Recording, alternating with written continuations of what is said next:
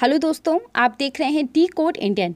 तो यहाँ पे ऑयल मिनिस्ट्री के द्वारा देश की कुछ नई कंपनियों को ऑथराइजेशन प्रदान कर दिया गया है कि वो भी अब देश में ऑटो फ्यूल्स को बेच सकती हैं, यानी कि petrol, diesel, CNG gas, LPG gas, इन सबको वो बेच सकती है। जाहिर सी बात है कि इस फैसले से ऑटो फ्यूल्स कंपनियों की जो संख्या है हमारे देश में उसमें बढ़ोतरी होगी और कहा जा रहा है कि भारत का जो पेट्रोलियम रिटेल बिजनेस है वो और भी ज़्यादा कम्पिटिटिव होगा। The ministry of petroleum and natural gas के द्वारा ये फैसला लिया गया है। ये ऑथराइजेशन देश की 7 कंपनियों को प्रदान किया गया है।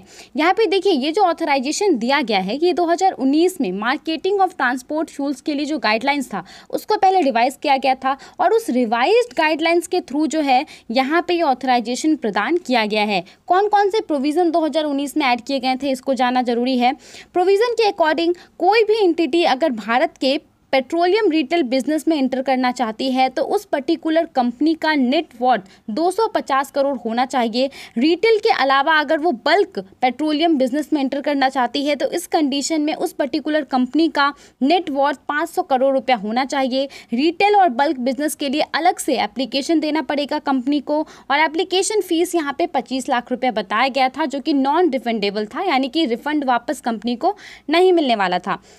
इन सब के अलावा एक और चीज़ प्रोविज़न को ऐड किया गया था कि कोई भी अगर कंपनी चाहती है रिटेल बिजनेस में एंटर करना पेट्रोलियम के फील्ड में तो इस कंडीशन में उन्हें भारत सरकार से तब तक ऑथराइजेशन नहीं मिलेगा जब तक कि उस पर्टिकुलर कंपनी का पूरे देश भर में 100 रिटेल आउटलेट्स है। एग्जाम्पल के तौर पे अगर हम मान लेते हैं रिलायंस का, अगर रिलायंस चाहता है भारत सरकार से ऑथराइजेशन पाना तो इस कंडीशन में रिलायंस का पूरे देश भर में 100 रिटेल आउटलेट यानी कि 100 पेट्रोल पंप होने चाहिए। एग्जाम्पल के तौर पे हम समझ रहे हैं, जिसमें से कि 5 ऐसे होने चाहिए जो कि रिमोट एरिया में सेटअप होने चाहिए। 5 साल की गारंटी के साथ 5 साल का ऑथराइजेशन उनको प्रदान हो।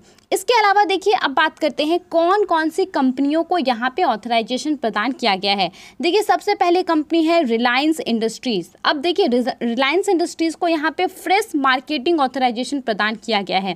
फ्रेश इसीलिए हम यहाँ पे कह रहे हैं क्योंकि रिलायंस इंडस्ट्रीज़ को जो है पहले से मिला हुआ था, लेकिन अभी क्या हो रहा है कि जो इसका एग्जिस्टिंग रिटेल मार्केटिंग ऑथराइजेशन है उसको रिलायंस बीपी मोबिलिटी RBML आपने सुना होगा, इसके साथ जोड़ दिया गया है। सब्सिडरी कंपनी है रिलायंस इंडस्ट्री की, तो इसको ट्रांसफ़र कर दिया गया है और इसके वजह से यहाँ पे इसे एक फ्रेश ऑथराइजेशन मिला है रिलायंस इंडस्ट्री को।